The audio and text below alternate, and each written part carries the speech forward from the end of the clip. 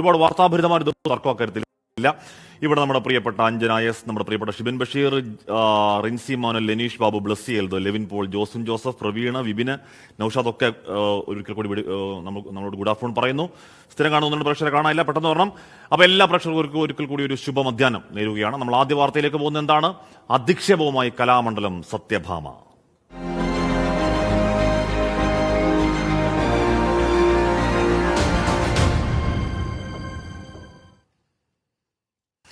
അപ്പോൾ ഞെട്ടലോടുകൂടിയാണ് കേട്ടത്.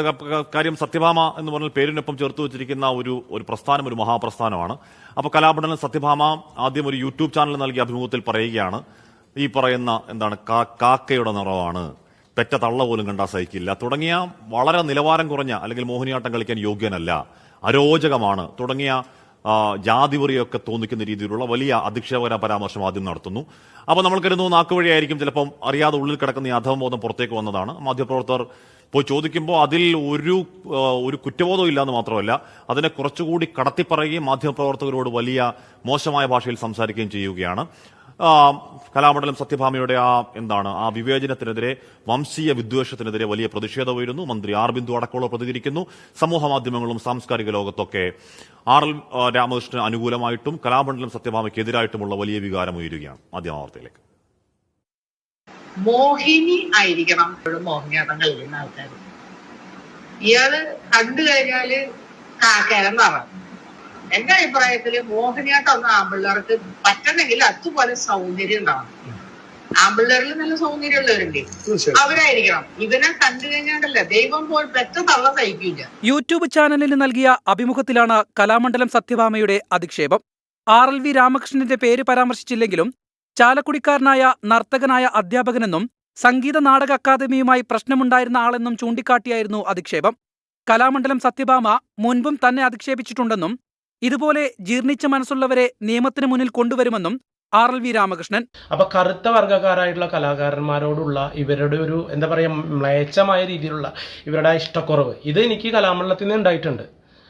അത് തന്നെ ഇവർ വീണ്ടും പബ്ലിക്കിന്റെ മുമ്പിൽ ഇത് പറയുകയാണ്. അപ്പോൾ എന്തായാലും ഇത് ഒരു നിയമവ്യവസ്ഥയ്ക്ക് മുമ്പിൽ തന്നെ ഇവർ നിന്ന് പറയുമ്പോൾ ഈ യുഗത്തിൽ നിന്നുകൊണ്ടാണ് സംസാരിക്കുന്നതെന്നുള്ള ബോധ്യം അവർക്ക് ഇല്ലാതെയായിപ്പോയി. പരാമർശം വിവാദമായെങ്കിലും തന്റെ വാദങ്ങളെ ന്യായീകരിച്ച് കലാമണ്ഡലം സത്യഭാമ രംഗത്തെത്തി. ഒരിക്കലും നമ്മൾ ഒരു പേര് പറഞ്ഞിട്ടില്ല. എനിക്കെതിരെ പോകുമ്പോ ഞാൻ അതിന്റെ പുറകിൽ പോകും. ഞാൻ അതിനകത്ത് സ്റ്റാൻഡായിട്ട് നിൽക്കുന്നു എന്താന്നുള്ളത് നിങ്ങളെ എനിക്ക് ബോധ്യപ്പെടുത്തേണ്ട ആവശ്യമില്ല. ഞാൻ കറുത്തെന്ന് പറഞ്ഞില്ലെങ്കിൽ എന്ത് ഇഷ്ടമാണ് കറുത്തെന്ന് പറഞ്ഞാൽ ഞാൻ ഒരു വ്യക്തിനും പറഞ്ഞിട്ടില്ല എന്ന് പറഞ്ഞില്ലേ. സത്യഭാമയ്ക്കെതിരെ മന്ത്രിമാരായ ആർ ബിന്ദുവും വീണ ജോർജും രംഗത്തെത്തി.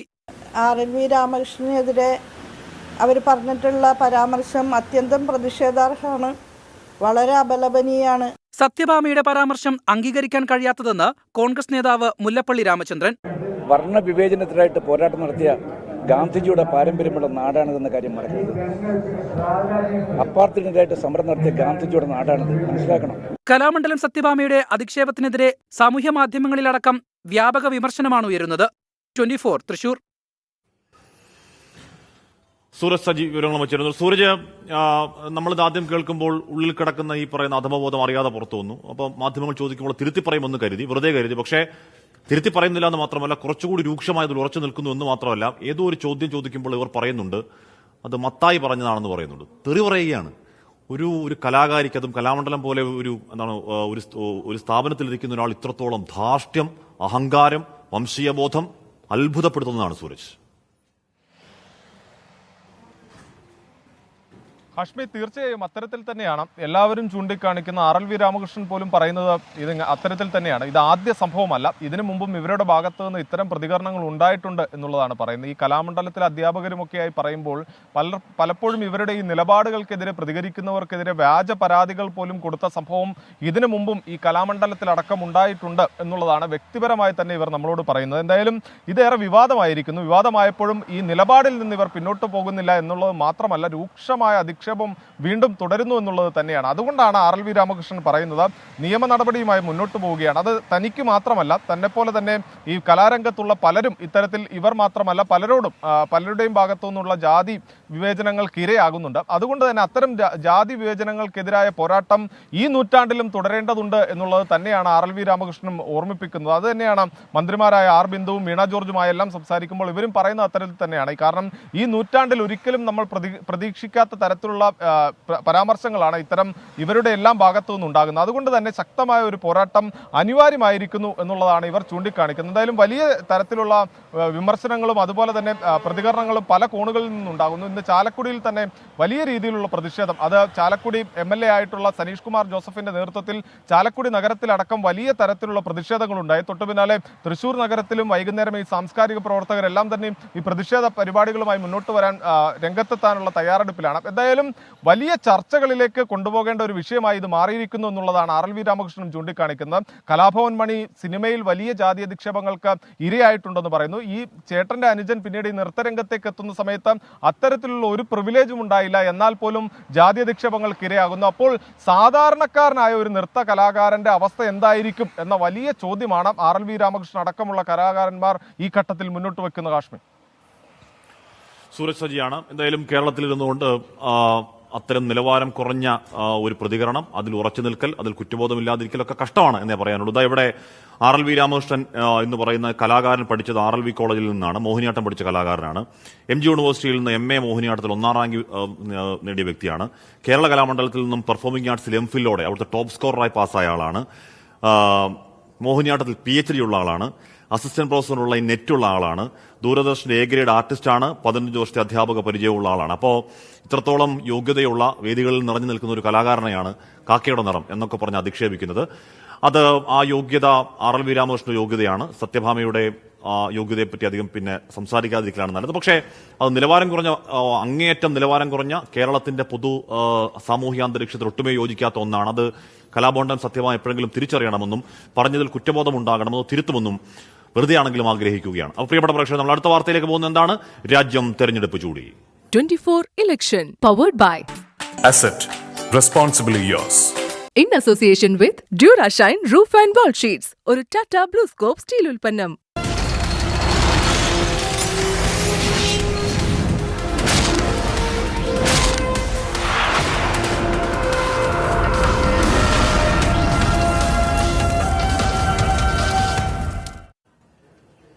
രാജ്യത്ത് നീതിപൂർവവും സ്വതന്ത്രവുമായ ഒരു തെരഞ്ഞെടുപ്പ് പ്രതീക്ഷിക്കാനാകില്ല എന്ന് പറയുകയാണ് മല്ലികാർജ്ജുൻ ഖാർഗെയും കോൺഗ്രസും.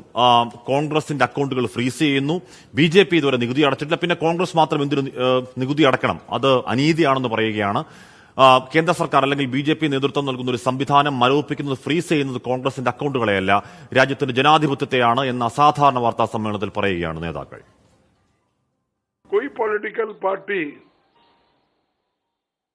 इनकम टैक्स के दायरे में नहीं आते, सच है ना? सेटल हो जाए। राजनीतिक दल नहीं आते। बीजेपी ने कभी नहीं दिया अकाउंट। इसके बाद भी अगर हमसे ये मांगा जा रहा है तो हम न्यायालय के अंतिम निर्णय का इंतजार कर रहे हैं.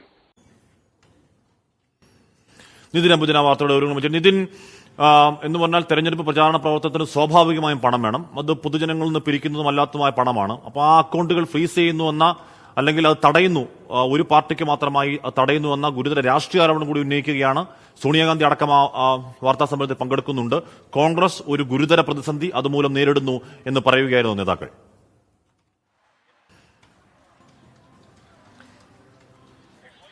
അശ്വി, അങ്ങനെ തന്നെയാണ്. ഇന്നൊരു അസാധാരണ വാർത്താ സമ്മേളനമാണ് AICC ആസ്ഥാനത്ത് ഇന്ന് കോൺഗ്രസ് വിളിച്ചു ചേർത്തത്. ആദ്യം കോൺഗ്രസ് അധ്യക്ഷൻ മല്ലികാർജ്ജുൻ ഖാർഗെയും രാഹുൽ ഗാന്ധിയും വാർത്താ സമ്മേളനം നടത്തുമെന്നാണ് അറിയിച്ചെങ്കിൽ പോലും പിന്നീട് വിഷയത്തിന്റെ ഗൌരവം കൂടി കണക്കിലെടുത്ത് തന്നെയാണ് സോണിയാഗാന്ധിയും, ഒരുപക്ഷെ വർഷങ്ങൾക്ക് ശേഷം സോണിയാഗാന്ധിയും ഇന്ന് വാർത്താ സമ്മേളനം നടത്തി ഇപ്പോഴത്തെ സാഹചര്യം, കോൺഗ്രസ് കടന്നുപോകുന്ന സാമ്പത്തിക പ്രതിസന്ധിയെക്കുറിച്ച് ഇന്ന് വ്യക്തമാക്കിയത്. എന്തായാലും ഇതൊരു ജനാധിപത്യ രാജ്യത്ത് നടക്കേണ്ട ഒരു കാര്യമല്ല. ഒരുപക്ഷെ ഇതുവരെ രാജ്യത്ത് നടക്കാത്ത സാഹചര്യങ്ങളിലൂടെയാണ് ഇപ്പോൾ കോൺഗ്രസ് കടന്നുപോകുന്നത്. അത്തരമൊരു നടപടിയാണ് ഇന്നിപ്പോൾ കേന്ദ്ര സർക്കാരിന്റെ ഭാഗത്തും ഉണ്ടായിരിക്കുന്നത്. ആദായ നികുതി ആദായനികുതി വകുപ്പിനെ ഉപയോഗിച്ചുകൊണ്ട് കോൺഗ്രസിനെ തകർക്കാനുള്ള ശ്രമം കേന്ദ്ര സർക്കാരിന്റെ ഭാഗത്തു നടന്നു വരുന്നു.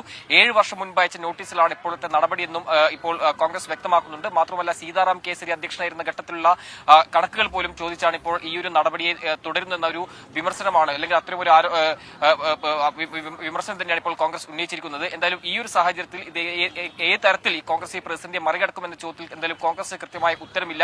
ഒരു ട്രെയിൻ ടിക്കറ്റ് എടുക്കാൻ പോലും ഇപ്പോൾ കാശില്ലാത്ത സ്ഥിതിയിലാണ് കോൺഗ്രസ് കടന്നു പോകുന്നതെന്നാണ് രാഹുൽ ഗാന്ധി വ്യക്തമാക്കിയിരിക്കുന്നത്. സ്ഥാനാർത്ഥി പ്രചരണത്തിന് വേണ്ടി അത് പണം വേണം, പക്ഷേ അങ്ങനെ ഒരു സാമ്പത്തികമായ സഹായം സ്വന്തം സ്ഥാനാർത്ഥികളെ സഹായിക്കാൻ പോലും കഴിയാത്തൊരു സ്ഥിതിയിലൂടെ കോൺഗ്രസ് കടന്നു പോകുന്നു എന്ന് പറയുമ്പോൾ വലിയ പ്രതിസന്ധിയിലൂടെയാണ് ഇപ്പോൾ കോൺഗ്രസ് എന്ന് വ്യക്തമാക്കുകയാണ് രാഹുൽ ഗാന്ധി. എന്തായാലും അധികാരത്തിൽ ഇരിക്കുന്നവർ എല്ലാ സംവിധാനങ്ങളും കൈയടക്കി വെച്ചിരിക്കുകയാണ്. അതുമാത്രമല്ല ജനാധിപത്യത്തിന് നിഷ്പക്ഷമായ തെരഞ്ഞെടുപ്പ് അനിവാര്യമാണെന്നും കോൺഗ്രസ് അധ്യക്ഷൻ മല്ലികാർജ്ജുൻ ഖാർഗെ ഇന്ന് നടത്തിയ വാർത്താ സമ്മേളനത്തിൽ വ്യക്തമാക്കിയിട്ടുണ്ട്. നേരത്തെ നമുക്കറിയാം തെരഞ്ഞെടുപ്പ് കമ്മീഷനും അതോടൊപ്പം തന്നെ കൂടാതെ ട്രൈബ്യൂണൽ അടക്കം പല തരത്തിലുള്ള നടപടികൾ കോൺഗ്രസ് ഈ വിഷയത്തിൽ നേരിട്ടേണ്ടി വന്നിരുന്നു. അതിനുശേഷം ഹൈക്കോടതിയിലും സമാനമായി തന്നെ തിരിച്ചടി നേരിട്ടിരുന്നു. ഈ ഒരു സാഹചര്യത്തിൽ ഈ ആദായനികുതി വകുപ്പിന്റെ നടപടി അത് തെരഞ്ഞെടുപ്പ് പ്രചരണമായി മുന്നോട്ട് കൊണ്ടുപോകാൻ തന്നെയാണ് തീരുമാനം. നേരത്തെ നമുക്കറിയാം കഴിഞ്ഞ ഏതാനും മാസങ്ങൾക്ക് മുമ്പേ കോൺഗ്രസ് ഒരു ക്രൗഡ് ഫണ്ടിംഗ് ആരംഭിച്ചിരുന്നു. ക്രൗഡ് ഫണ്ടിംഗ് ലഭിച്ച തുകയും സമാനമായി തന്നെ കോൺഗ്രസ് ഇപ്പോൾ അത് ഉപയോഗിക്കാൻ പറ്റാത്ത തരത്തിൽ തന്നെ മരവിച്ച് കിടക്കുന്നു എന്ന് തന്നെയാണ് ഇപ്പോൾ കോൺഗ്രസ് നേതാക്കൾ വ്യക്തമാക്കുന്നത്.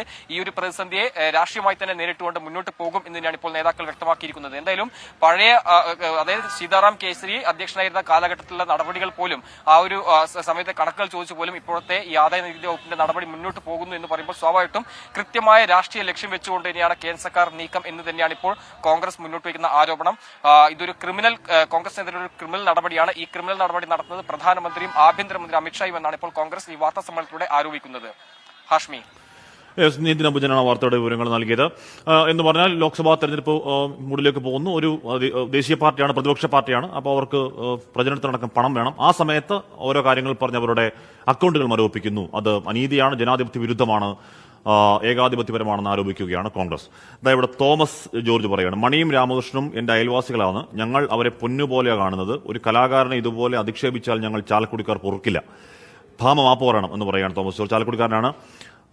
കുഞ്ഞു സുമ പറയുകയാണ്, ഇത്രയും ക്വാളിഫിക്കേഷൻ ഉണ്ടായിട്ടും അദ്ദേഹം ഇപ്പോഴും ഒരു ഗസ്റ്റ് അധ്യാപകൻ മാത്രമാണ് കേട്ടോ ഹാഷ്മി. ആ പോസ്റ്റ് പോലും പെർമനന്റ് അല്ല. അപ്പോൾ യോഗ്യത മാത്രം നോക്കിയാല കാര്യങ്ങളൊന്നും മനസ്സിലായല്ലോ. ദൗർഭാഗ്യവശാൽ അങ്ങനെയും കാര്യങ്ങളുണ്ട്. അപ്പോൾ എന്താണ് നമ്മുടെ അല്ല കലാമണ്ഡലം സത്യഭാമയ്ക്കെതിരെ അതിഭീകരമായിട്ടുള്ള വലിയ പ്രതിഷേധം നമ്മുടെ കമന്റ് ബോക്സിലും ഉണ്ട്. ഒരൊറ്റ കമന്റ് അവർക്ക് അനുകൂലമായിട്ടില്ല. അങ്ങനെ അനുകൂലിക്കാൻ പറ്റുന്ന ഒരു കമന്റ് അല്ലോ അവർ നടത്തുന്നത്. അത് ഏതെങ്കിലും തരത്തിൽ അവരുടെ പക്ഷം ചേരാൻ പറ്റി എന്തെങ്കിലും ഒന്നും അവർ പറയുന്നില്ല. അവർ പറഞ്ഞത് ശുദ്ധമായ വംശീയ വിദ്വേഷമാണ്. തിരുത്തേണ്ടത് അവരാണില്ലെങ്കിൽ കേസ് നടപടിയൊക്കെ ചെയ്യേണ്ടത് സർക്കാരുമാണ്. അപ്പോ ഇലക്ഷൻ പെരുമാറ്റച്ചട്ടം നിലവിൽ വന്നതിന് ശേഷവും ദേശീയ തൊഴിലുറപ്പ് പദ്ധതിയുടെ കൂലി വർദ്ധിപ്പിക്കാനുള്ള നീക്കങ്ങളുമായി കേന്ദ്ര സർക്കാർ. അതിന് ഇലക്ഷൻ കമ്മീഷന്റെ പ്രത്യേക അനുമതി വേണം. ആ അനുവാദം വാങ്ങി കൂലി വർദ്ധിപ്പിച്ച തീരുമാനമുണ്ടായി. ഉത്തരവ് ഉടനിറങ്ങും. ലോക്സഭാ തെരഞ്ഞെടുപ്പ് മുന്നിൽ കണ്ടാണ് തൊഴിലുറപ്പ് പദ്ധതിക്കുള്ള വേതനം വർദ്ധിപ്പിക്കാനുള്ള കേന്ദ്രത്തിന്റെ നീക്കം. മാതൃകാ പെരുമാറ്റച്ചട്ടം പ്രാബല്യത്തിൽ വന്നതിന് ശേഷമാണ് തെരഞ്ഞെടുപ്പ് കമ്മീഷനെ ഗ്രാമീണ വികസന മന്ത്രാലയം സമീപിച്ചതെന്നാണ് വിവരം. പുതിയ നിരക്കുകൾ ഈ വർഷം ഏപ്രിൽ 1 മുതൽ പ്രാബല്യത്തിൽ വരും. വിജ്ഞാപനം ഒരാഴ്ചയ്ക്കുള്ളിൽ പുറത്തിറങ്ങും. 7% വർധനയ്ക്കാണ് സാധ്യത. കഴിഞ്ഞ മാസം തൊഴിലുറപ്പ് പദ്ധതിയുടെ വേതന നിരക്കുകൾ വർദ്ധിപ്പിക്കണമെന്ന് പാർലമെന്ററി സ്റ്റാൻഡിംഗ് കമ്മിറ്റി നിർദ്ദേശിച്ചിരുന്നു. നിലവിൽ 333 രൂപയാണ് തൊഴിലുറപ്പ് തൊഴിലാളികളുടെ ഒരു ദിവസത്തെ കൂലി. കഴിഞ്ഞ വർഷം 22 രൂപയും 2022-ൽ 20 രൂപയും വർദ്ധിച്ചിരുന്നു. വോട്ടർമാരെ സ്വാധീനിക്കാനാണ് കേന്ദ്ര നീക്കമെന്നാണ് പ്രതിപക്ഷത്തിന്റെ ആരോപണം. Research desk 24. ആൾക്കൂട്ടത്തിന് പിന്നെയും നമ്മുടെ കമന്റ് ബോക്സിൽ വലിയ ധാർമ്മികരോഷം കലാമണ്ഡലം സത്യഭാമയ്ക്കെതിരെ ഉണ്ടാവുന്നുണ്ട്. കേരളത്തിൽ അപമാനമാണ് കലാമണ്ഡലം സത്യഭാമ എന്ന് പറയുന്നു. കലാമണ്ഡലം എന്ന പേര് അവരുടെ പേരിൽ നിന്ന് എടുത്തു മാറ്റണം എന്ന് പറയുന്നു. സാംസ്കാരിക കേരളത്തിന് അപമാനമെന്ന് രാജേന്ദ്ര വയല പറയുന്നു. അപ്പോൾ സ്വാഭാവികമാണ് ആ പ്രതിഷേധം. എത്ര പേർ അപ്പോൾ ഈ അവർ കറുത്ത നിറമായതുകൊണ്ട് ഇവർ മാർക്കിട്ട എത്ര മത്സരാർത്ഥികളെ, എത്ര പ്രതിഭകളെ ഇവർ പരാജയപ്പെടുത്തിയിട്ടുണ്ടാകണം. അവരുടെ നിറം കറുപ്പായതുകൊണ്ട് എന്നൊക്കെ പറയുന്നുണ്ട്. ശരിക്കും ആലോചിച്ചാൽ ഭീകരമായ പേടി തോന്നുന്ന ഒരു സംഗതിയാണ്. അപ്പോൾ നമ്മൾ അടുത്തൊരു വാർത്തയിലേക്ക് പോകുന്നത് കടുത്ത നിലപാടുമായി സദാനന്ദ ഗൌഡ.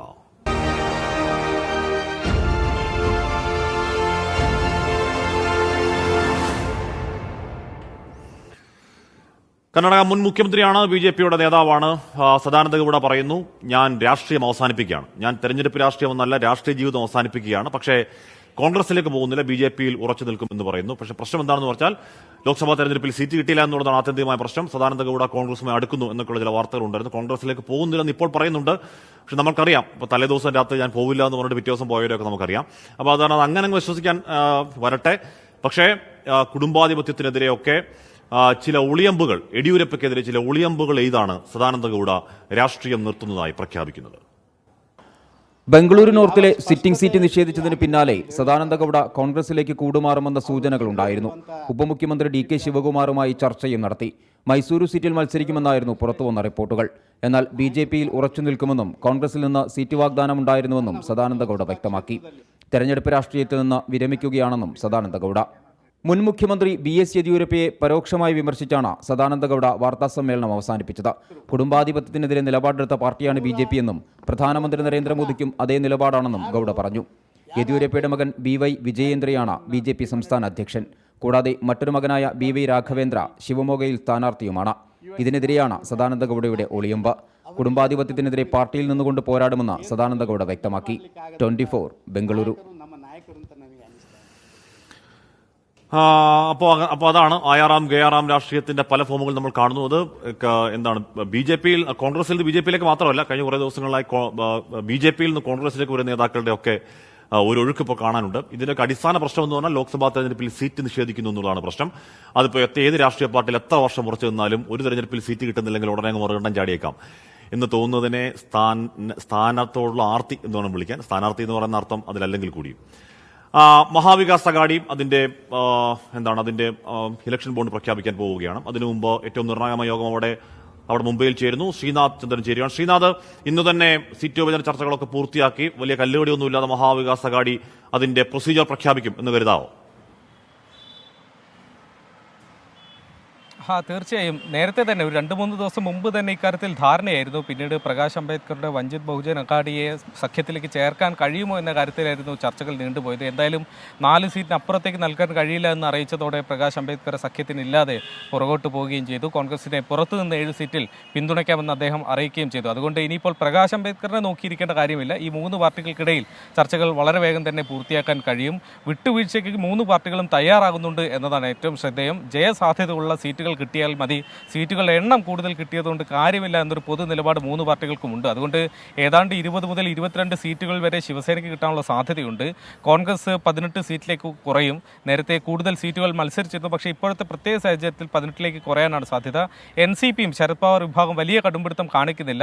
10 അതിൽ കുറവ് സീറ്റുകളാണ് അവർക്ക് ലഭിക്കാനുള്ള സാധ്യത. ഏതായാലും ഇന്നിപ്പോൾ ശരത് പവാറിന്റെ വസതിയിൽ 3 പാർട്ടികളുടെയും നേതാക്കൾ കൂടിയാലോചനകൾ നടത്തുകയാണ്. ഒരുപക്ഷെ അതിനുശേഷം കോൺഗ്രസിന്റെ കാര്യത്തിൽ കൂടി ദേശീയ തലത്തിൽ ഒരു തീരുമാനം വന്നതിന് പിന്നാലെയാകും ഈ പ്രഖ്യാപനം ഉണ്ടാവുക. വൈകിട്ടോടെ എത്ര സീറ്റുകൾ പാർട്ടികൾ മത്സരിക്കുമെന്ന കാര്യത്തിൽ ഒരുപക്ഷെ ചിത്രം വ്യക്തമാവുകയും ചെയ്യും. ഹാഷ്മി. ഓക്കെ, ശ്രീനാഥ് ചന്ദ്രനാണ് മുംബൈയിൽ നിന്ന് വാർത്തയുടെ വിവരങ്ങൾ നൽകിയത്. അപ്പോൾ ലോക്സഭാ തെരഞ്ഞെടുപ്പിന് ദിവസങ്ങൾ മാത്രം ബാക്കിയുള്ളൂ. അപ്പോൾ പെട്ടെന്ന് സ്ഥാനാർത്ഥി പ്രഖ്യാപനം, സീറ്റ് വിഭജന ചർച്ചകളൊക്കെ പൂർത്തിയാക്കുകയാണ് മുന്നണികൾ, ഇതുപോലുള്ള ചെറു കൂട്ടായ്മകൾ. ഇവിടെ ഷൈനി റഷീദ് പറയുകയാണ്, എന്തൊരു ധാർഷ്ട്യം അവർക്ക് പറയുന്നുണ്ട്. വേറൊരു പക്ഷം പറയുന്നുണ്ടായിരുന്നു എന്ന് പറഞ്ഞാൽ, അത് വായിക്കണമെന്ന് വിചാരിച്ചപ്പോൾ കാണുന്നില്ല. അതായത് വിദ്യാഭ്യാസം ഉള്ളതുകൊണ്ട് സംസ്കാരം വരണമെന്നില്ല എന്നർത്ഥത്തിലുള്ള ഒരു പ്രതികരണമായിരുന്നു. കൊള്ളാവുന്നൊരു കമന്റ് ആയിരുന്നു, വായിക്കാമെന്ന് വിചാരിച്ചു, പക്ഷേ അതിപ്പോൾ കാണുന്നില്ല. ജാസ്മിൻ അബ്ബാസ് പറഞ്ഞ, ഹാഷ്മി, അങ്ങനെയാണെങ്കിൽ തൊഴിലുറപ്പിന്റെ പൈസ കൂട്ടിയതുപോലെ ഇനി പെട്രോളിന്റെയും ഡീസലിന്റെയും വില കുറയ്ക്കാൻ സാധ്യതയുണ്ടോ? ഉറപ്പായും സാധ്യതയുണ്ട്. 2 രൂപ കുറഞ്ഞത് നമ്മൾ കണ്ടതാണ്. അതിന് കേന്ദ്ര സർക്കാരിന് പ്രത്യേക ഇടപെടൽ അധികാരമൊന്നും ഇല്ല എന്ന് പറയുമ്പോൾ പോലും ലോക്സഭാ അല്ലെങ്കിൽ തെരഞ്ഞെടുപ്പുകളാകുമ്പോഴേക്കും കുത്തനെ കുറയുന്നതും ഇലക്ഷൻ കഴിയുമ്പോഴേ കുത്തനെ കൂടുന്നതൊക്കെ നമ്മൾ കാണുന്നതാണ്. അപ്പോൾ ഇനിയും കുറയും, എന്തായാലും നല്ല കാലമാണ്. നമ്മൾ ഇനി നേരെ പോകുന്നത് കടമെടുപ്പ് പരിധി കൂട്ടുന്നതിൽ സുപ്രീം കോടതിയിൽ കേന്ദ്രത്തിന്റെ വാദം നടക്കുകയാണ്. ഈ സാമ്പത്തിക കച്ചവടത്തെപ്പറ്റി കേന്ദ്രം പറയുന്ന കാര്യങ്ങളൊക്കെ വസ്തുതാവിരുദ്ധമാണ്, അതൊന്നും ശരിയല്ല എന്ന് കേരളം സുപ്രീം കോടതിയിൽ വാദിക്കുകയാണ്. നേരത്തെ 98% വിഹിതം തന്നിരുന്നത് കേന്ദ്രമാണെങ്കിൽ ഇപ്പോൾ അത് 2.98% കുറഞ്ഞു എന്ന് പറയുകയാണ് കേരളം. അതുമാത്രമല്ല, ഈ കടമെടുപ്പ് പരിധി സംബന്ധിച്ച് ധനകാര്യ കമ്മീഷൻ നിശ്ചയിച്ച സ്ലാബാണ് അല്ലെങ്കിൽ മാനദണ്ഡമാണ്, അതല്ലാതെ ഞങ്ങളൊന്നും ചെയ്തതല്ല എന്നൊക്കെ കേരളം സുപ്രീം കോടതിയിൽ പറയുന്നുണ്ട്. വിവരങ്ങളുമായി രാധാകൃഷ്ണൻ. കടമെടുപ്പ് പരിധിയിൽ ഒരു ഘട്ടം കഴിഞ്ഞതാണ്, അടുത്ത ഘട്ടത്തിൽ അതിന്റെ വാദങ്ങൾ കോടതിയിൽ പുരോഗമിക്കുന്നത് എങ്ങനെയാണ്?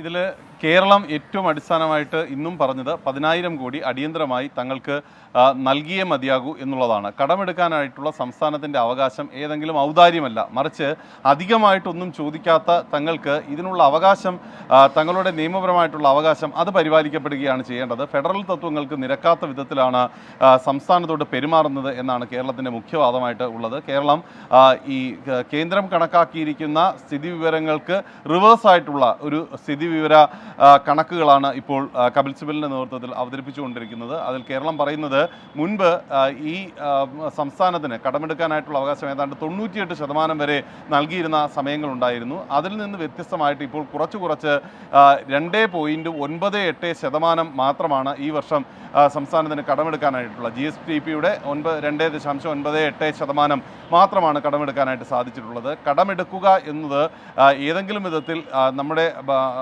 സംസ്ഥാനത്തിന് ബാധ്യതയുണ്ടാക്കുക എന്നുള്ളതല്ല, മറിച്ച് ഈ സ്ഥിതിവിവരം പരിശോധിക്കുമ്പോൾ കേരളത്തിന് എത്രത്തോളം തുക കുറഞ്ഞു എന്നത് വ്യക്തമാകുന്ന ഒരു സാഹചര്യമാകും ഉണ്ടാവുക. അതുകൊണ്ട് കേരളം കടമെടുത്ത് സർവ്വതും മുടിക്കുകയാണ് എന്ന് പറയുന്ന വാദം, അത് കേന്ദ്രത്തിൻ്റെ വാദം, അത് ബാലിശമാണ്. അതിന് പിന്നിൽ താല്പര്യങ്ങളുണ്ട്.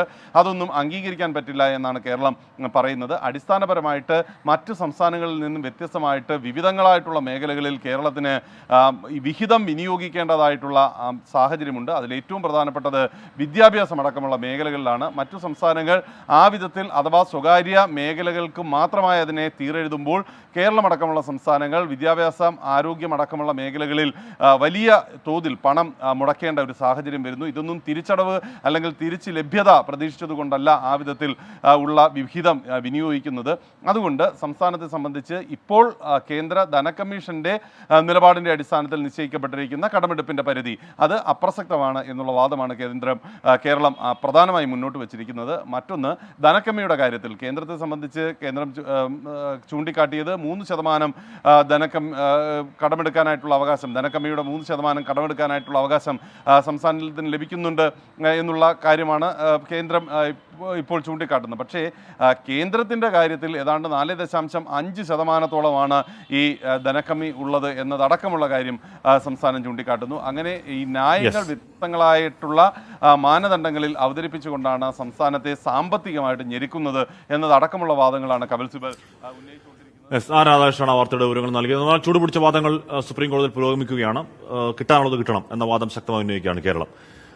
അതിനിടയിൽ തെരഞ്ഞെടുപ്പ് കമ്മീഷണർമാരുടെ നിയമനം റദ്ദാക്കണമെന്ന് ആവശ്യപ്പെട്ടൊരു ഹർജി ഉണ്ടായിരുന്നു. ആ ഹർജി സുപ്രീം കോടതി തള്ളി. കോൺഗ്രസ് നേതാവ് ജയ താക്കൂർ അടക്കം നൽകിയ അപേക്ഷകൾ ഇടക്കാല സ്റ്റേ സാധ്യമല്ല എന്ന് സുപ്രീം കോടതി പറയുന്നത്.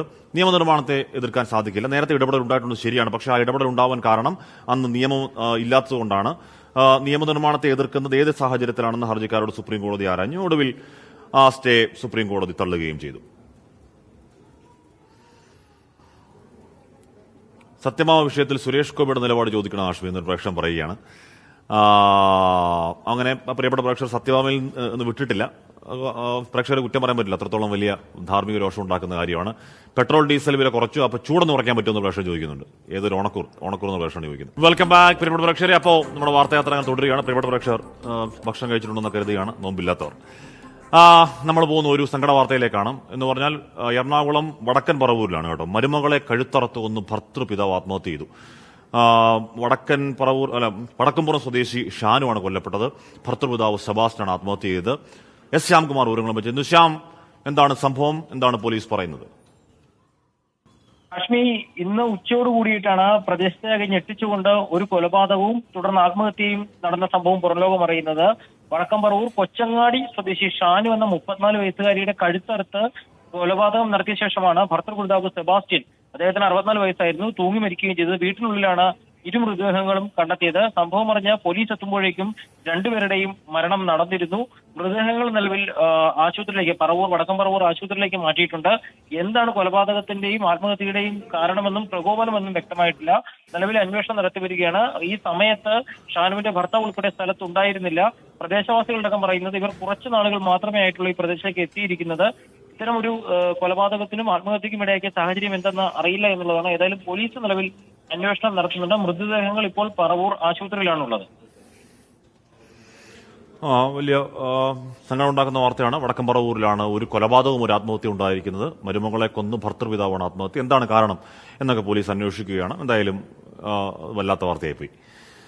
ശ്യാംകുമാറാണ് വിവരങ്ങൾ നൽകുന്നത്. ചേറും ചാറാടിയും പറയുന്നു, കേരളത്തിൽ സത്യഭാമയ്ക്കുള്ള അസുഖം പോലെ മറ്റാർക്കെങ്കിലും ഇതേ അസുഖമുണ്ടെങ്കിൽ ഇതോടുകൂടി അത്തരക്കാർക്കും ആവശ്യമായ ചികിത്സ കൊടുക്കണം. ഈ രോഗം നമുക്ക് എന്നേക്കുമായി കേരള മണ്ണിൽ നിന്ന് നീക്കണം. അതിനുള്ള തുടക്കമാവട്ടെ എന്ന് പ്രതീക്ഷയാണ് ചേറും ചാറാടിയും. അപ്പോൾ ആ വിഷയത്തിൽ തന്നെ കുറേയധികം പ്രേക്ഷകർ ഇപ്പോഴും നിൽക്കുന്നുണ്ട്. ഞാൻ പറഞ്ഞില്ല, നേരത്തെ പറഞ്ഞ അത്രത്തോളം ധാർമ്മിക രോഷം ഉണ്ടാക്കുന്ന ഒരു വിഷയമായതുകൊണ്ട് കേട്ടോ അത്. സുലൈമാൻ അബ്ദുൽ ഖാദർ ഹാഷ്മി 24 3 സഹോദരിമാരെ സൈക്ലയജ്ഞത്തിനായി വിട്ടുണ്ടല്ലോ. അവരെക്കുറിച്ച് എന്തെങ്കിലും വല്ല വിവരമുണ്ടോ? രാവിലെ മാത്തൂരിലുണ്ടെന്നറിഞ്ഞ് ട്രാക്ടറിൽ ഇപ്പോൾ എവിടെയാണ് പര്യടനം? പാലക്കാട് ചൂടിൽ കറങ്ങുകയാണ് നമ്മുടെ സഹോദരിമാർ. വളരെ ഗംഭീരമായി മുന്നോട്ട് പോകുന്നുണ്ട് സൈക്ലജ്ഞം. അപ്പോൾ നമ്മൾ അടുത്തൊരു വാർത്തയിലേക്ക് പോകുന്നത് എന്താണ്? BJP പ്രവേശനം തള്ളുന്നു രാജേന്ദ്രൻ.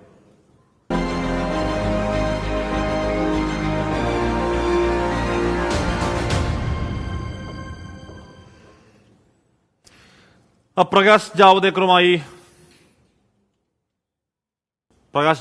നടത്തിയ കൂടിക്കാഴ്ചയിൽ കുറച്ചുകൂടി വിശദീകരണം നൽകുകയാണ് എസ് രാജേന്ദ്രൻ. ശരിയാണ്, BJP നേതാക്കൾ തന്നെ ക്ഷണിച്ചു. അപ്പോൾ ജാവ്ദേക്കറെ പോയി കണ്ടു. പക്ഷേ ജാവ്ദേക്കറോട് പറഞ്ഞത് ഞാൻ BJPയിലൊക്കെ ഇല്ല എന്ന് പറയാനാണ് ജാവ്ദേക്കറെ പോയി കണ്ടത് എന്ന് പറയുകയാണ് എസ് രാജേന്ദ്രൻ. മാത്രമല്ല, അതിന്റെ ടൈമിംഗ് തെറ്റായി പോയി. അതിൽ തന്നെ വിളിച്ച CPM നേതാക്കളോട് ക്ഷമാപണം നടത്തി. എന്തായാലും BJPയിലേക്ക് ഇല്ല എന്ന് തന്നെ പറയുകയാണ്. CPM യോജിച്ചു പോകും. പക്ഷേ മെമ്പർഷിപ്പ് പുതുക്കില്ല തൽക്കാലം. അത് കാരണം തന്നെ ഇപ്പോഴും പ്രശ്നങ്ങളുണ്ട്. പ്രശ്നങ്ങൾ പരിഹരിച്ച ശേഷം മെമ്പർഷിപ്പ് പുതുക്കാം എന്ന് എസ് രാജേന്ദ്രൻ പറയുന്നു. പക്ഷേ രാജേന്ദ്രൻ ഉറപ്പിച്ചു പറയുന്നു BJPയിലേക്കില്ല. BJPയിലേക്കെന്ന അഭ്യൂഹങ്ങളെല്ലാം തള്ളുകയാണ് രാജേന്ദ്രൻ. മാധ്യമ സൃഷ്ടിയാണ് ഇതെല്ലാം എന്ന് രാജേന്ദ്രൻ ആവർത്തിക്കുന്നു. പ്രകാശ് ജാവ്ദേക്കറുമായുള്ള കൂടിക്കാഴ്ച അനവസരത്തിലായിരുന്നു. അക്കാര്യത്തിൽ താൻ പാർട്ടി നേതൃത്വത്തോട് ക്ഷമാപണം നടത്തിയെന്നും രാജേന്ദ്രൻ പറഞ്ഞു. അത് വ്യക്തിപരമായ കാര്യമാണ്. അതൊന്നും തെറ്റായി പോയല്ല. ഈ അവസരത്തിൽ വേണ്ടായിരുന്നു. ഞാൻ എങ്ങനെയെങ്കിലും ദൊറ പോയി കാര്യം നോക്ക് എന്ന് പറഞ്ഞു വിട്ടാൽ മതിയായിരുന്നു. പാർട്ടിയെ പ്രതിരോധത്തിലാക്കുന്ന നടപടി ഉണ്ടായിട്ടും രാജേന്ദ്രനെ തള്ളിപ്പറയാൻ CPIM തയ്യാറായിട്ടില്ല. രാജേന്ദ്രനെ സംബന്ധിച്ച് CPM വിട്ടുപോകുന്നുള്ള വാദങ്ങൾ ഇതുവരെയുള്ള സ്ഥിതിയിൽ അടഞ്ഞ അധ്യായമാണ്. രാജേന്ദ്രൻ CPMനകത്ത് സജീവമായി പ്രവർത്തിക്കും. രാജേന്ദ്രൻ അവിടെ തെരഞ്ഞെടുപ്പിൽ വളരെ സജീവമായിട്ട് ഇറങ്ങും. അതിനൊന്നും യാതൊരു തർക്കമില്ല. രാജേന്ദ്രൻ പാർട്ടി വിടില്ലെന്നും തെരഞ്ഞെടുപ്പ് പ്രവർത്തനങ്ങളിൽ സജീവമാകുമെന്നും MM മണി. ഇപ്പോഴും പാർട്ടി നേതൃത്വവുമായി ഇടഞ്ഞു നിൽക്കുന്ന രാജേന്ദ്രനെ അനുനയിപ്പിക്കാനുള്ള നീക്കം CPIM വരും ദിവസങ്ങളിലും തുടരും. എന്നാൽ പാർട്ടിക്ക് പിടികൊടുക്കാതെ ഒളിച്ചു കളിക്കുകയാണ് രാജേന്ദ്രൻ. 24 ഇടുക്കി. BJPയിലേക്ക് വരുന്നില്ല എന്ന് പറയാൻ വേണ്ടി ഫ്ലൈറ്റ് എടുത്ത് ഡൽഹി പോയി കേരളത്തിന്റെ പ്രഭാരിയെ, BJP ചുമതലയുള്ള പ്രഭാരിയെ കാണണമെന്ന് ചോദ്യമൊക്കെ അവിടെ നിൽക്കുന്നുണ്ട്. മാത്രമല്ല, ഇന്നലെ എന്തോ പ്ലാന്റേഷനോ മൈഗ്രേഷനോ കാര്യം ചർച്ച ചെയ്യാനാണ് പോയത്. ഇന്നിപ്പോൾ ഏതോ ബന്ധുവിന്റെ കല്യാണത്തിന് വിളിച്ചതെന്ന് പറയുന്നു. മൊത്തത്തിൽ എന്തോ ചെറിയ സ്പെല്ലിംഗ് മിസ്റ്റേക്ക് ഉണ്ട്. പക്ഷേ എന്തായാലും എസ് രാജേന്ദ്രൻ പറയുന്നത് മുഖവിലക്കെടുക്കുകയാണ് CPM. BJPയിലേക്കില്ല എന്ന് പറയുന്നു. ബാക്കി പ്രശ്നങ്ങൾക്ക് പരിഹരിക്കും. എന്തായാലും തെരഞ്ഞെടുപ്പിൽ സ്ഥാനാർത്ഥിക്ക് വേണ്ടി വോട്ട് തേടി രാജേന്ദ്രൻ ഇറങ്ങും എന്നും പറയുകയാണ്. അവിടെ ഇടുക്കി CPM തൽക്കാലം രാജേന്ദ്രൻ BJPയിലേക്ക് ഇല്ല എന്ന നിലപാടിനെ വിശ്വസിക്കുകയുമാണ്. മാത്രമല്ല, കഴിഞ്ഞ ദിവസം ഇലക്ഷൻ കൺവെൻഷനിലൊക്കെ പങ്കെടുത്താണ് കേട്ടോ. അഖില തേജസ് പറയുകയാണ്, ഹാഷ്മി മഴയ്ക്ക് സാധ്യതയുണ്ടോ എന്ന് കാലാവസ്ഥാ വകുപ്പിന്റെ കയ്യിലുള്ള ഒരു തവള പറയുമെന്ന് ചോദിക്കുകയാണ്. കേരളത്തിന്റെ ഒരു ഗതികേട് ഇങ്ങനെ ഉരുകിത്തീരാൻ എന്ന് പറയുകയാണ്. നല്ല ഗംഭീരമായ ചൂടാണ്. പക്ഷേ തവളയൊന്നുമല്ല കേട്ടോ. ഇപ്പോൾ നല്ല ഗംഭീരമായ പ്രവചന സംവിധാനങ്ങളൊക്കെ ഉണ്ട്. ഏതാണ്ടൊക്കെ കൃത്യമായി തന്നെ അവർ ഇപ്പോൾ പ്രവചിക്കുന്നുണ്ട്. ഇപ്പോൾ അന്നത്തെ മഴ പെയ്യാനും പെയ്യാതിരിക്കാൻ സാധ്യതയുണ്ടെന്ന് പറയുന്ന പോലെയല്ല ഇപ്പോഴത്തെ കാര്യങ്ങൾ. പക്ഷേ പ്രശ്നം എന്ന് പറഞ്ഞാൽ ഒറ്റയ്ക്ക് പെയ്യുന്ന വേനൽമഴ അല്ലാതെ കാര്യമായൊരു വേനൽമഴ പ്രവചനം ഇവിടെയും ഇല്ല എന്നുള്ളതാണ്. നല്ല ഗംഭീരമായ ചൂടിങ്ങനെ പുരോഗമിക്കുകയുമാണ്. ലോക്സഭാ തെരഞ്ഞെടുപ്പിൽ NDAയിലെ സീറ്റ് വിഭജനത്തിൽ അതൃപ്തി പരസ്യമാക്കുന്നുണ്ട് ജനാധിപത്യ രാഷ്ട്രീയ സഭ സംസ്ഥാന അധ്യക്ഷ CK ജാനു. തന്നോടൊരു കാര്യം ചോദിച്ചിട്ടില്ല, സീറ്റിനെ കുറിച്ച് എന്തെങ്കിലും കാര്യങ്ങളൊന്നും ചോദിച്ചിട്ടില്ല, ഒരു ചർച്ചകൾ പങ്കെടുപ്പിക്കുന്നില്ല എന്ന് പരാതി പറയുന്നു CK ജാനു.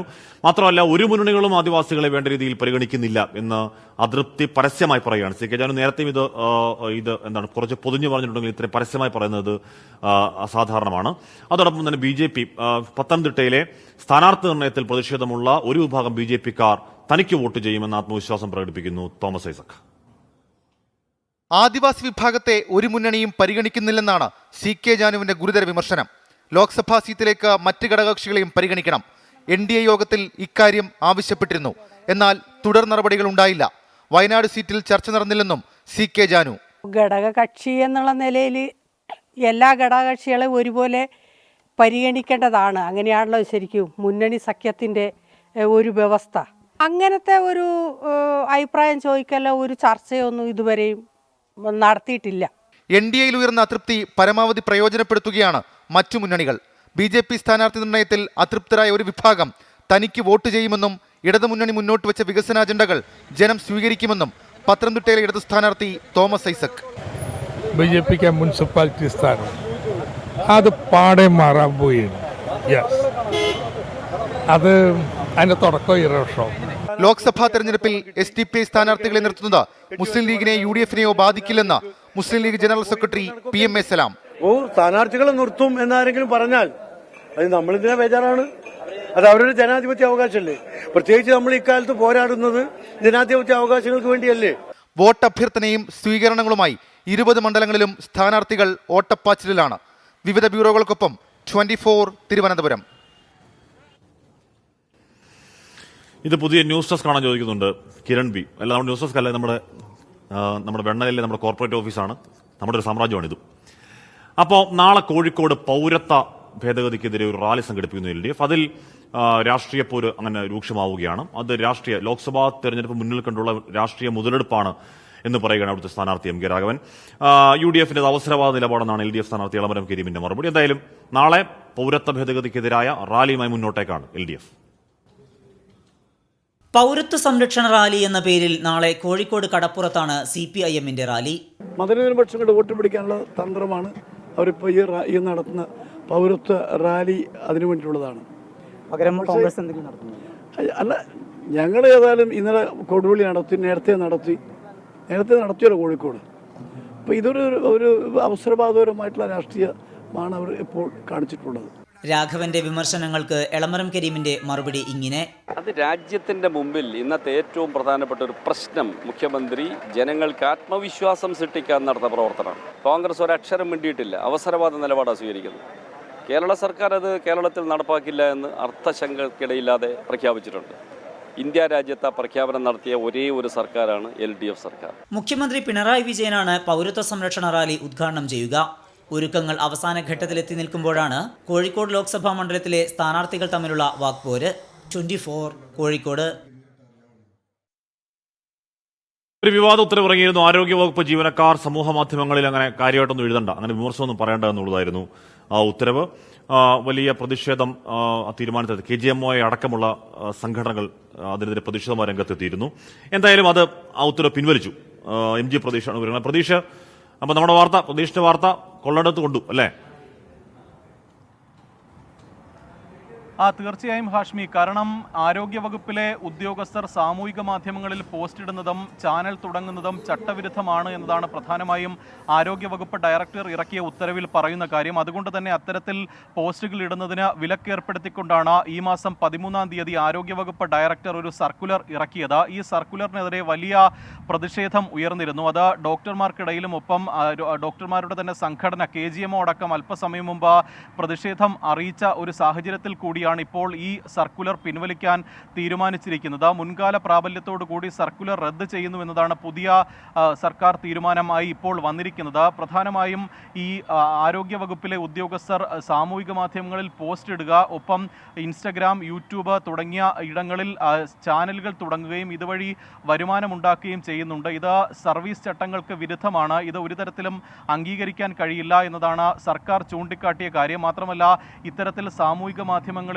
പോസ്റ്റ് ഇടുന്നതിനും ഈ ചാനൽ തുടങ്ങുന്നതിനും പല അപേക്ഷകളും നേരത്തെ ആരോഗ്യവകുപ്പ് ഡയറക്ടറുടെ മുൻപാകെ എത്തിയിരുന്നു.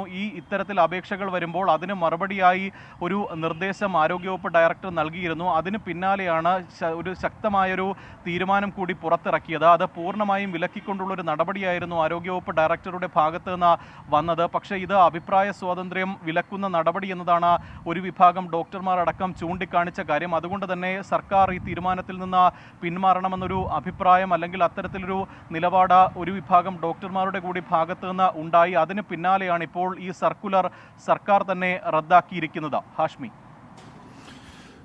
നല്ല കാര്യം. MG പ്രതീക്ഷ 24-ന്റെ വാർത്തയായിരുന്നു. അപ്പോൾ ആ വാർത്ത പലപ്പോഴും ഇടപെടലാവുന്നുണ്ട്. അപ്പോൾ തിരുത്തുന്നു, നല്ല കാര്യം. ഇവിടെ രേഷ്മ പറയുകയാണ്, രേഷ്മ അജയ്, കാഴ്ചയില്ലാത്തവന് കണ്ണിലെ 1000 വർണ്ണശോഭയാണ് കറുപ്പ്. അങ്ങനെയെങ്കിൽ കാഴ്ചയില്ലാത്തവന്റെ മുന്നിൽ രാമകൃഷ്ണനും സത്യഭാമയും ഒക്കെ കറുപ്പ. എന്റെ രേഷ്മ, ഇതൊക്കെ മനസ്സിലാക്കാനുള്ള ബുദ്ധിയും ബോധവും മനുഷ്യത്വവും മാനവികതയൊക്കെ ഉണ്ടെന്നുണ്ടെങ്കിൽ ഇങ്ങനെയൊക്കെ പറയോ? വിട്ടേക്ക്. DBFS മാർക്കറ്റ് വ്യൂ സമർപ്പിക്കുന്നത് DBFS wealth management and non banking finance.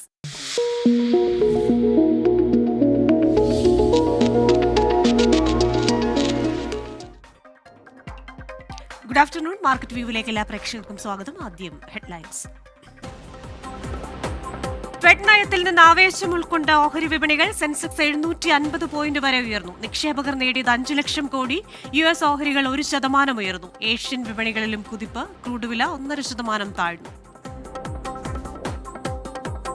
പലിശ നിരക്കുകളിൽ മാറ്റം വരുത്താതെ പുത്തൻ ത്രൈമാസ സാമ്പത്തിക നയം പുറത്തിറക്കി അമേരിക്കൻ ഫെഡറൽ റിസർവ്. ഈ വർഷം സമ്പദ് വ്യവസ്ഥ 2.1% വളർച്ച കൈവരിക്കുമെന്ന് പ്രവചനം. തൊഴിലില്ലായ്മ നിരക്ക് 2024 അവസാനത്തോടെ 4%-ലെത്തുമെന്ന് ഫെഡ് ചെയർ ജെറോം പവൽ. പലിശ നിരക്ക് 3 തവണ കുറച്ചേക്കുമെന്നും സൂചന. ഈസ്റ്റർ ദിനത്തിൽ രാജ്യത്തെ എല്ലാ ബാങ്കുകളും പ്രവർത്തിക്കണമെന്ന റിസർവ് ബാങ്ക് നിർദ്ദേശം. സാമ്പത്തിക വർഷത്തിന്റെ അവസാന ദിവസമായതിനാലും സർക്കാരിന്റെ സാമ്പത്തിക ഇടപാടുകൾ പൂർത്തിയാക്കേണ്ടതിനാലും ശാഖകൾ തുറക്കണമെന്ന് നിർദ്ദേശം. നടപടി കേന്ദ്ര സർക്കാർ നിർദ്ദേശപ്രകാരമെന്നും വിവരം ഇടപാടുകാരെ അറിയിക്കണമെന്നും RBI സർക്കുലർ. സംസ്ഥാനത്ത് സ്വർണ്ണവില സർവകാല റെക്കോർഡിൽ. പവൻ വില 1.5 ലക്ഷത്തിനടുത്ത്. സംസ്ഥാനത്ത് ഗ്രാമിന് 100 രൂപയും പവന് 800 രൂപയും കൂടി. ഒരു പവൻ ആഭരണ രൂപത്തിൽ ലഭിക്കാൻ 50,000-ലേറെ നൽകണം. വില വർധന തുടരുമെന്ന് വിദഗ്ധർ. ഇന്ത്യൻ സ്മാർട്ട് ഫോൺ വിപണിയിൽ പുത്തൻ നാഴികക്കല്ലിലേക്ക് സാംസങ്. ഈ വർഷം മൊത്തം സ്മാർട്ട് ഫോൺ വരുമാനത്തിൽ 80,000 കോടി രൂപ മറികടക്കാൻ ശ്രമം. നടപ്പ് വർഷം 12% വിൽപ്പന വർധന പ്രതീക്ഷിക്കുന്നുവെന്നും കമ്പനി. കഴിഞ്ഞ ദിവസം ഫെഡറൽ റിസർവിന്റെ നയപ്രഖ്യാപനത്തെ തുടർന്ന് ഓഹരി വിപണികൾ ഉണർവിലാണ്. ആദ്യം അത് ബാധിച്ചത് US ഓഹരി വിപണിയാണ്. 1%-ലേറെ വർധനയോടെയാണ് US ഓഹരി വിപണികൾ വ്യാപാരം അവസാനിപ്പിച്ചത്. അത് ഏഷ്യൻ വിപണികളിലേക്കും പടർന്നു. അതിനുശേഷം ഇന്ത്യൻ വിപണികൾ ഇന്ന് വ്യാപാരം ആരംഭിച്ചപ്പോൾ ഇന്ത്യൻ വിപണിയിലും ഇന്ന് വലിയൊരു നേട്ടമുണ്ടായി. 750 പോയിന്റ് വരെ സെൻസെക്സ് ഉയർന്നപ്പോൾ 5 ലക്ഷം കോടിയാണ് നിക്ഷേപകരുടെ പോക്കറ്റിലേക്ക് ഇന്ന് പോയത്. ഇനി നമ്മൾ ഇന്നത്തെ വിപണി നിലവാരം നോക്കിയാൽ 22 പോയിന്റ് ഉയർന്ന് 21,839 എന്ന നിലയിലാണ് നിഫ്റ്റി അഥവാ ദേശീയ ഓഹരി വിപണി വ്യാപാരം നടക്കുന്നത്. ബാങ്ക്, ഫൈനാൻഷ്യൽ സർവീസസ് മേഖലകൾ ഇന്നും തകർച്ചയിലാണ്. ഇനി ബോംബെ ഓഹരി സൂചികയിലേക്ക് വന്നു കഴിഞ്ഞാൽ 498 പോയിന്റ് ഉയർന്ന് 72,601 എന്ന നിലയിലാണ് ബോംബെ ഓഹരി സൂചിക വ്യാപാരം തുടരുന്നത്. അപ്പോൾ ഇന്ന് വിപണിയിൽ മൊത്തത്തിൽ ഒരു ഉണർവാണ് കാണുന്നത്. ഈ വിപണി വിശകലനം ചെയ്യാനായി നമ്മോടൊപ്പം ശ്രീ KV സാമുവൽ ഉണ്ട്, director DBFS. Shri KV Samuel, good afternoon. എന്തായാലും ജെറോം പവലിന്റെ പ്രഖ്യാപനം 3 തവണയായി 0.25% പലിശ കുറയ്ക്കും എന്ന പ്രഖ്യാപനം എല്ലാ വിപണികളിലും വലിയ ചലനങ്ങളാണ് ഉണ്ടാക്കിയത്. സ്വർണ്ണവില കുതിക്കുന്നുണ്ട്. ഔൺസിന് അന്താരാഷ്ട്ര വിപണിയിൽ $2,200 കൂടിയിരിക്കുന്നു. ക്രിപ്റ്റോ കറൻസികളുടെ വില കൂടുന്നുണ്ട്. ഓഹരി വിപണിയെയും അത് നല്ല രീതിയിൽ സ്വാധീനിച്ചിട്ടുണ്ട്. എങ്ങനെയായിരിക്കും ഇന്നത്തെ ഒരു വിപണിയുടെ പോക്ക്? Good afternoon. ഫെഡറൽ റിസർവിൻ്റെ ഡിസിഷൻ എക്സ്പെക്റ്റഡ് ആയിരുന്നു. ഇന്നലെ റേറ്റ് കൂട്ടിയില്ല. പക്ഷേ ഈ ഫൈനാൻഷ്യൽ ഇയർ അവസാനിക്കുന്നതിന് മുൻപ് 3 പ്രാവശ്യം റേറ്റ് കട്ട് ചെയ്യുമെന്നുള്ളവരെ ആ അനൗൺസ്മെൻറ്റ് മാർക്കറ്റ് വളരെ പോസിറ്റീവായിട്ടാണ് എടുത്തത്. അതിൻ്റെ ഒരു പ്രതിഫലനം ഏഷ്യൻ മാർക്കറ്റിലും മറ്റ് എല്ലാ മേജർ ഗ്ലോബൽ മാർക്കറ്റിലും കണ്ടുകൊണ്ടിരിക്കുന്നു. അതനുസരിച്ച് ഇന്ത്യൻ മാർക്കറ്റും വളരെ പോസിറ്റീവായിട്ടാണ് ഓപ്പൺ ചെയ്തത്. നിഫ്റ്റി 20,080 വരെ ഉയർന്നു. ഇപ്പോൾ 20,018 അടുത്ത് ഒരു 180 പോയിന്റ് ഉയർന്നാണ് ട്രേഡ് നടത്തുന്നത്. അതുപോലെ സെൻസെക്സ് 70,882 വരെ ഉയർന്നതിന് ശേഷം ഇപ്പോൾ 70,663, 562 പോയിന്റ് ഉയർന്നാണ് ഇപ്പോൾ ട്രേഡ് നടക്കുന്നത്. പോസിറ്റീവായിട്ട് ആ ഒരു സെൻറ്റിമെൻ്റാണ് ഇന്ന് മാർക്കറ്റിലുള്ളത്. അത് കണ്ടിന്യൂ ചെയ്യുമെന്നാണ് പ്രതീക്ഷിക്കുന്നത്. എല്ലാ സെൻസെക്സ് ഇൻഡെക്സിലും വളരെ പോസിറ്റീവായിട്ടുള്ളൊരു ബൈങ് ആണ് രാവിലെ തൊട്ട് കണ്ടത്. ഏകദേശം ബാങ്കിങ് സ്റ്റോക്ക് ഉള്ള ബാങ്കിങ് ഇൻഡെക്സ് ഏകദേശം 2.5% വരെ ഉയർന്നു. അതുപോലൊക്കെ എല്ലാ മേജർ സെക്ടറിലെയും ഇൻഡെക്സ് പോസിറ്റീവായിട്ടാണ് ട്രേഡ് ചെയ്തുകൊണ്ടിരിക്കുന്നത്. ഇന്ന് മേജർ ഗെയിൻസ് സംഭവിച്ചിരിക്കുന്ന NTPC 3.7% ഉയർന്ന് 325-ലും, BPCL 3.31% ഉയർന്ന് 585-ലും, ഇൻഡസ്ഇൻഡ് ബാങ്ക് 2.67% ഉയർന്ന് 1480-ലുമാണ് ട്രേഡ് നടക്കുന്നത്. ഇന്ന് സെൽ ഓഫ് നടന്ന സ്റ്റോക്കുകൾ ഹീറോ മോട്ടോർ 0.61% താണ് 4,482-ലും, ഭാരതി 0.55% താണ് 1,285-ലും, മാരുതി സുസുക്കി 0.47% ഇടിഞ്ഞ് 11,885-ലുമാണ് ട്രേഡ് നടത്തുന്നത്. ശരി. ഇന്നത്തെ ഒരു പോസിറ്റീവ് ട്രെൻഡ് ഇന്ന് ക്ലോസിംഗ് വരെ തുടരുമെന്നാണ് പ്രതീക്ഷിക്കുന്നത്. ശരി, എന്തായാലും മാർക്കറ്റിലെ ദിവസങ്ങളിൽ ഒരു പോസിറ്റീവ് ട്രെൻഡ് തുടരുമെന്ന് തന്നെയാണ് ശ്രീ കെ വി സാമുവൽ പറയുന്നത്. Thank you. മാർക്കറ്റ് വ്യൂ പൂർണ്ണമാകുന്നു. ഇനി ഗുഡ് ആഫ്റ്റർനൂൺ വിത്ത് ഹാഷ്മി തുടരും.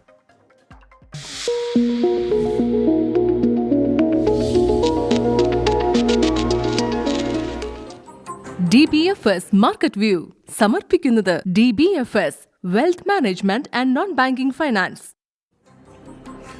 വെൽക്കം ബാക്ക് പ്രിയപ്പെട്ട പ്രേക്ഷകരെ. അപ്പം നമ്മുടെ വാർത്തായാത്രത്തിന്റെ അവസാന ഭാഗത്തിലേക്ക് കടന്ന ഒട്ടുമിക്ക എല്ലാ പ്രേക്ഷകർക്കും വാട്സാപ്പിൽ ഒരു വികസിത ഭാരത് എനിക്ക് കിട്ടിയിട്ടുണ്ടായിരുന്നു. ഒരു വികസിത ഭാരത് സന്ദേശ് എന്ന് പറഞ്ഞിട്ട് ഒരു ഇത്ര നീളത്തിലുള്ള മെസ്സേജ് വന്നിട്ടുണ്ടായിരുന്നു.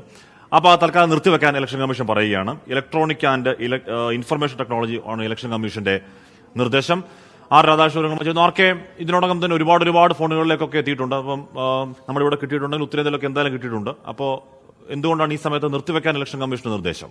ആർക്കെ തെരഞ്ഞെടുപ്പുമായി ബന്ധപ്പെട്ട് ഉള്ള ലക്ഷ്യത്തിന്റെ ഭാഗമായിട്ട് ഇതിനെ കണക്കാക്കാൻ സാധിക്കില്ല എന്ന് തെരഞ്ഞെടുപ്പ് കമ്മീഷൻ പറയുന്നു. മാത്രമല്ല, ഇതൊരു പ്രചരണ രീതിയിലാണ് ഇത് പരിഗണിക്കേണ്ടത്. നിലവിലുള്ള സാഹചര്യത്തിൽ കേന്ദ്ര സർക്കാരിന്റെ ഇലക്ട്രോണിക് ആൻഡ് ഇൻഫർമേഷൻ ടെക്നോളജി മിനിസ്ട്രിയുടെ ഭാഗമായിട്ട് ഇത്തരത്തിലുള്ള ഒരു സന്ദേശം വരുന്നത് അത് ഒട്ടും ഉചിതമല്ലാത്ത കാര്യമാണെന്ന് തെരഞ്ഞെടുപ്പ് കമ്മീഷൻ വിലയിരുത്തുന്നു. ഇതിന്റെ അടിസ്ഥാനത്തിലാണ് ഈ നിർദ്ദേശം ഇപ്പോൾ നൽകിയിരിക്കുന്നത്. ഇതിലൊരു പ്രധാനപ്പെട്ട കാര്യം ആഷ്മി, ഈ അയക്കാനുള്ള സന്ദേശങ്ങളൊക്കെ അയച്ചു കഴിഞ്ഞു. ഇനിയൊരു സ്ഥിതിക്ക് ഇനി ഇങ്ങനെ ഒരു വിലക്ക് വന്നതുകൊണ്ട് കാര്യമുണ്ടോ എന്നുള്ള ഒരു ചോദ്യമുണ്ട്. ഇതുമായി ബന്ധപ്പെട്ടിട്ടുള്ള ഇങ്ങനെ അയക്കാനിടയായ സാധാരണ ഇതിൽ തെരഞ്ഞെടുപ്പ് പ്രഖ്യാപിച്ചാൽ ഇങ്ങനെയൊക്കെ അയക്കുന്ന ഒരു നടപടി പ്രത്യേകിച്ച് ഒരു മന്ത്രാലയത്തിന്റെ ഭാഗത്ത് നിന്ന് ഉണ്ടായത് അത് ഒട്ടും ഉചിതമായിരുന്നു എന്ന ചോദ്യം നിലനിൽക്കുകയാണ്. ഏതായാലും അതിന് തെരഞ്ഞെടുപ്പ് കമ്മീഷൻ മറുപടി നൽകുന്നില്ല. ഇനി അങ്ങനെ ഒരു കാര്യം പാടില്ല എന്നുള്ളതാണ് ഇപ്പോൾ പറയുന്നത്. വികസിത ഭാരത് സമ്പർക്ക് എന്ന പേരിലായിരുന്നു നമസ്തേ എന്നൊക്കെ പറഞ്ഞിട്ട് പ്രധാനമന്ത്രിയുടെ കത്തിന്റെ രൂപത്തിൽ അയച്ചിരുന്നത്. ഇപ്പൊ നേരത്തെ ആർക്കെ പറഞ്ഞ പോലെ ഒട്ടുമിക്ക എല്ലാവരുടെ ഫോണിലൊക്കെ ഈ സാധനം വന്നിട്ടുണ്ട്. പിന്നെ അതിന് പ്രത്യേകിച്ച് അയക്കേണ്ടതില്ല എന്ന് പറയുന്നതുകൊണ്ട് പ്രത്യേകിച്ച് കാര്യമുണ്ടോ എന്നറിയില്ല. എന്തായാലും ഇലക്ഷൻ കമ്മീഷൻ ഇടപെടൽ എന്ന് വേണേൽ അതിനെ കാണാം. പുറമ്പോക്ക് ഭൂമിയിൽ നിന്ന് കുടിയിറങ്ങാൻ റെയിൽവേ നൽകിയ നോട്ടീസിൽ പകച്ചു നിൽക്കുകയാണ് തേവര കസ്തൂർബ നഗർ കോളനിയിലെ 16 കുടുംബങ്ങൾ. ഇലക്ഷൻ കഴിയുമ്പോഴേക്കും ഇവരുടെ ഷെഡുകൾ പൊളിച്ചു നീക്കും എന്നുള്ളതാണ് നോട്ടീസിൽ പറയുന്നത്. കോർപ്പറേഷൻ സഹായിച്ചില്ലെങ്കിൽ ആ പാവങ്ങൾ വഴിയാധാരമാണ്. കൊച്ചി കോർപ്പറേഷനിലെ 60ാം ഡിവിഷനിലാണ് രാഷ്ട്രീയക്കാർക്ക് പോലും വേണ്ടാത്ത ഈ പാവങ്ങൾ താമസിക്കുന്നത്. പുറമ്പോക്ക് ഭൂമിയിൽ 20 വർഷത്തിലേറെയായി താമസിക്കുന്നവർ. കടകളിലെ സെക്യൂരിറ്റി ജോലിയും വീട്ടുജോലിയും ചെയ്യുന്ന ഇവരിൽ ഭൂരിപക്ഷവും 60 വയസ്സ് പിന്നിട്ടവരാണ്. 1 സെന്റ് ഭൂമി പോലും കൊച്ചി നഗരത്തിൽ വാങ്ങാൻ വഴിയില്ലാത്തവർ. ഇവർക്കാണ് റെയിൽവേ ഇപ്പോൾ കുടിയിറക്ക നോട്ടീസ് നൽകിയിരിക്കുന്നത്. കൊച്ചു കുഞ്ഞുങ്ങളെ അടക്കം കൊണ്ട് എങ്ങോട്ട് പോകുമെന്ന് ഇവർക്കാർക്കും അറിയില്ല. സെക്യൂരിറ്റി ജീവനക്കാരനാണ് ഞാൻ. അത് കിട്ടുന്ന 10 രൂപയാണ്. അത് വാടക കൊടുക്കുക, ഇല്ലെങ്കിൽ ഉപജീവനത്തിന് വലിയ ബുദ്ധിമുട്ടാണ്. പോകേണ്ടടുത്ത് എല്ലായിടത്തും പോയി, കൗൺസിലർ എല്ലായിടത്തും പോയതാണ്. കളക്ടറിൻ്റെ അടുത്ത് പോയി, മേയറുടെ അടുത്ത് പോയി, MP അടുത്ത് പോയി, MLA അടുത്ത് പോയി, എല്ലായിടത്തും പോയതാണ്. ആരിൽ നിന്നും ഒരു സഹായമില്ല. റെയിൽവേ പറയുന്നത് ഞങ്ങൾക്ക് ഏറ്റവും കൂടുതൽ തരാൻ പറ്റുന്നത് 2 മാസത്തെ അവധിയാണ്. അതിൽ കൂടുതൽ ഞങ്ങൾക്ക് തരാൻ പറ്റില്ല. ഒന്നെങ്കിൽ നിങ്ങൾ പൊളിക്കുക, അല്ലെങ്കിൽ പൊളിച്ചില്ലെങ്കിൽ ഞങ്ങളായിട്ട് പൊളിച്ചാൽ ആ കൂലിയും കൂടെ നിങ്ങൾ തരേണ്ടി വരും. നിങ്ങളിപ്പോൾ പൊളിച്ചെടുക്കുകയെന്നുണ്ടെങ്കിൽ നിങ്ങൾക്ക് ആ ഷീറ്റെങ്കിലും കിട്ടും എന്നാണ് പറയുന്നത്. ഇത് പൊളിച്ചിട്ട് ഞങ്ങൾ എവിടെ കൊണ്ടുവയ്ക്കും? അവരെവിടെയെങ്കിലും ഒരു സാഹചര്യം നമുക്ക് തന്നാലല്ലേ നമ്മൾ പൊളിച്ചുണ്ടാക്കാൻ പറ്റും. സർക്കാർ നൽകിയ കൈവശാവകാശ രേഖയടക്കമുള്ളവരെ ഇനി സഹായിക്കാൻ സാധിക്കുക കൊച്ചി കോർപ്പറേഷനാണ്. പക്ഷേ അവരും ഈ പാവങ്ങളെ കണ്ടില്ലെന്ന് നടിക്കുന്നുവെന്നാണ് പരാതി. റെയിൽവേ നോട്ടീസ് ലഭിച്ചതോടെ തിരുവനന്തപുരം വരെ പോയി എങ്കിലും താമസിക്കുന്ന സ്ഥലത്ത് നിന്ന് ഇറങ്ങുകയല്ലാതെ മാർഗമില്ല എന്ന് റെയിൽവേ ഉദ്യോഗസ്ഥർ ഉറപ്പിച്ചു പറഞ്ഞു. അല്ലെങ്കിൽ ഷെഡുകൾ റെയിൽവേ പൊളിക്കും. തിരഞ്ഞെടുപ്പ് കാലമായിട്ടും തങ്ങളുടെ പ്രശ്നം കേൾക്കേണ്ടി വരുമെന്നതിനാൽ ഒരു രാഷ്ട്രീയക്കാരും ഈ വഴി വന്നിട്ടില്ല എന്നും ഇവിടുത്തെ താമസക്കാർ പറയുന്നു. എസ് ശ്യാംകുമാർ, 24 കൊച്ചി. പാവങ്ങളാണ്, മറ്റു വഴിയില്ലാത്തവരാണ്. അപ്പോൾ റെയിൽവേയുടെ നോട്ടീസിലൊരു പരിഹാരം ഉണ്ടാവട്ടെ, അല്ലെങ്കിൽ കോർപ്പറേഷന് സഹായം ചെയ്യട്ടെ എന്ന് ആഗ്രഹിക്കുകയാണ്. സിന്ധു പറയുകയാണ്, ഹായ് ആഷ്മി, ഗുഡ് ആഫ്റ്റർനൂൺ. എന്താ എന്നറിയില്ല, കുറച്ച് ദിവസമായിട്ട് ഞാൻ അയക്കുന്ന മെസ്സേജ് ഒന്നും ആരും വായിക്കുന്നില്ല. അത് കാണാത്തതുകൊണ്ടാണ് വായിക്കാത്തത്. വിശ്വാസികൾക്ക് ഇത് വൃദ്ധശുദ്ധിയുടെ നാളുകൾ. അൽ മുക്താദിർ ഗോൾഡ് ആൻഡ് ഡയമണ്ട്സ് പുണ്യങ്ങളുടെ പൂക്കാലം സമർപ്പിക്കുന്നത് എല്ലാ ആഭരണങ്ങളും ഇപ്പോൾ പണിക്കൂലിയില്ലാതെ വാങ്ങാം. അൽ മുക്താദിർ ജ്വല്ലേഴ്സ്.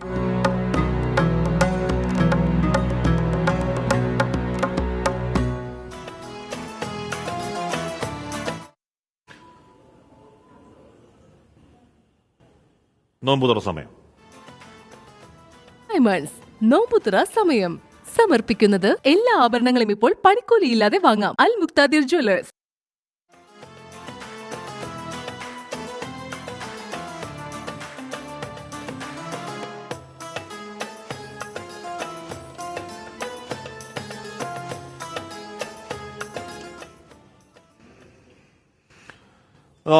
ജ്യോതിഷ് മണാറോട് പറയുന്നു, ഇന്നലെ പറഞ്ഞു 10-12 ജില്ലകളിൽ മഴയ്ക്ക് സാധ്യതയെന്ന്, ഇന്ന് പറയുന്നു താപനില ഉയരുമെന്ന്. ഒന്നും അങ്ങോട്ട് ഒത്തുപോകുന്നില്ലോ ബ്രോ. പാലക്കാട് സൂര്യൻ കലിതുള്ളി നിൽപ്പാണെന്ന് പറയുകയാണ്.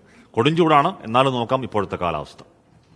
ഇപ്പോഴത്തെ കാലാവസ്ഥ സമർപ്പിക്കുന്നത് Berger paints 100 years of trust.